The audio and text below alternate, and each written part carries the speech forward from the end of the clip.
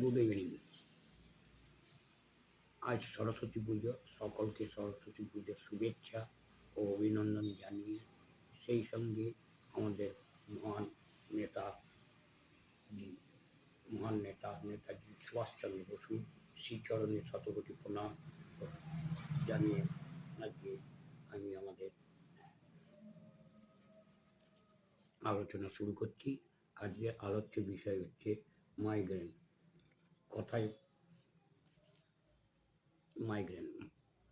কথাই বলে মাথা থাকলেই মাথা ব্যথা। এটা আমাদের কাছে অতি পরিচিত একটি প্রবাদ। ইন্টারন্যাশনাল হেডেক সোসাইটি মাথা ধরার নেপথ্যে প্রায় 316টি কারণের উল্লেখ করেছেন। এর মধ্যে মাইগ্রেন হলো সবচেয়ে উল্লেখযোগ্য। মাইগ্রেন যার চিকিৎসা করতে গেলে চিকিৎসকদের কাছেও একটা বিশেষ মাথা ব্যথার কারণ বা উদ্বেগজনক। মাইগ্রেন এমন একটি রোগ যা সহজে ছাড়েও না, আবার সহজে সারেও না। কিন্তু হোমিওপ্যাথি চিকিৎসায় বহু মানুষ এই মাইগ্রেনের সমস্যা থেকে মুক্তি পেয়ে থাকেন। মাইগ্রেন কি? চলতি ভাষায় মাইগ্রেন হলো আধকপালি ওয়ার্ল্ড ফেডারেশন অব নিউরোলজি প্রদত্ত এমন একটি রোগ যেখানে ঘন ঘন মাথা ব্যথা, সঙ্গে বমিভাব, আলো ও শব্দ অসহ্য,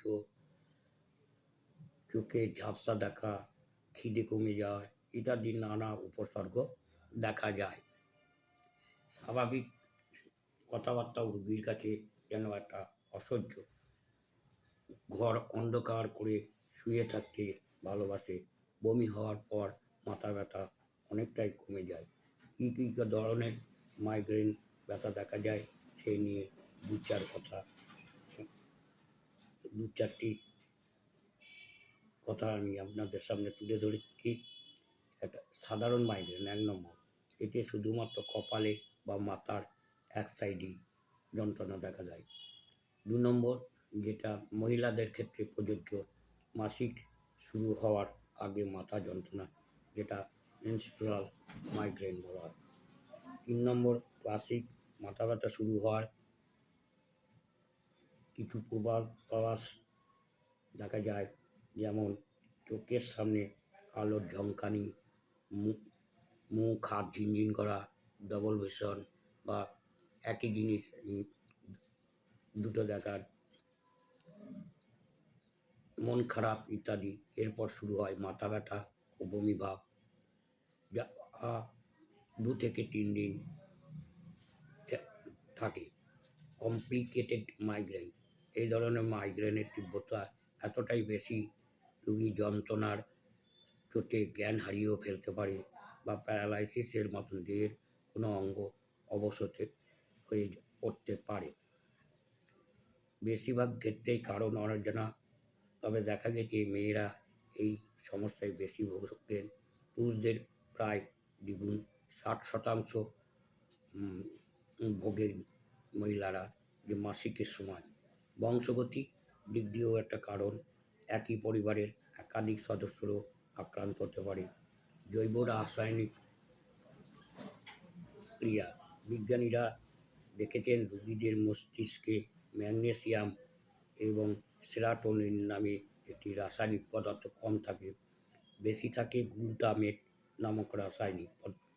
এদের কাজ মস্তিষ্কে রক্তনালীর সংকোচন প্রসারণ নিয়ন্ত্রণ করা। এদের পরিমাণে কম বেশি হওয়ার ফলে মস্তিষ্কে ব্যথা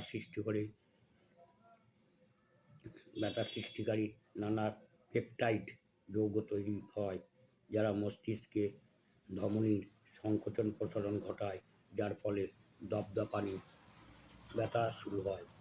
তাছাড়া আবহাওয়ার পরিবর্তনে মশলাদার খাবার, চাইনিজ খাবার, মোটায় যুক্ত ফাস্টফুড, চা, কফি, চকলেট, মোশন সিকনেস অর্থাৎ গাড়িতে চলাচল করা, অতিরিক্ত পরিশ্রম, পর্যাপ্ত পরিমাণে ঘুম না হওয়া, কিছু অ্যান্টাসিড ও নানা রকম ঔষধজনিত কারণও হতে পারে।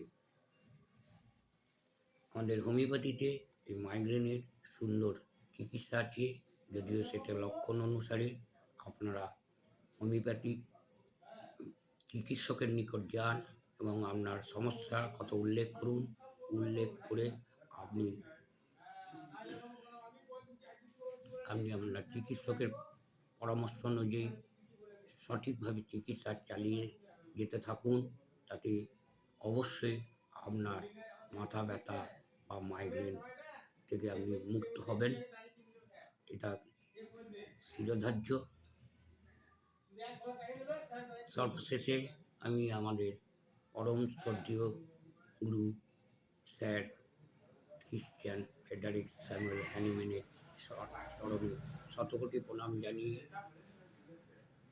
এবং সেই সঙ্গে আপনাদের সকলের সুস্থতা কামনা করি এবং আপনারা সকলে ভালো থাকুন, সুস্থ থাকুন এবং হোমিওপ্যাথিক চিকিৎসায় রোগমুক্ত হন, এই আশা রেখে আজকে আমি এখানেই শেষ করলাম।